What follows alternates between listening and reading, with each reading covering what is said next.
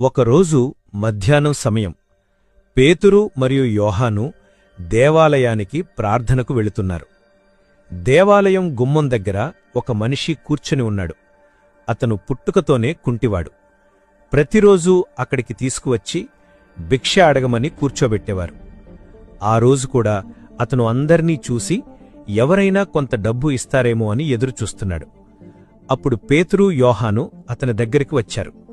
అతను వాళ్లను చూసి ఏదైనా ఇవ్వండి అన్నట్టు ఆశగా చూశాడు.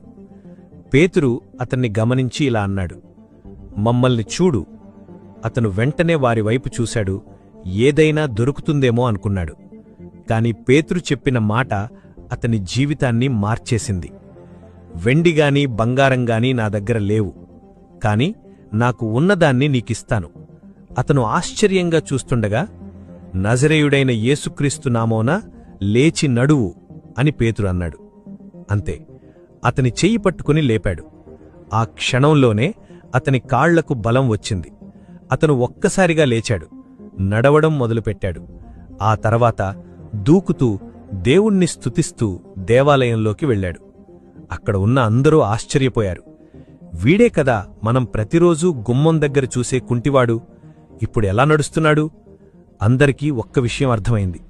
ఇది మనుషుల శక్తి కాదు, యేసుక్రీస్తు నామంలో ఉన్న శక్తి.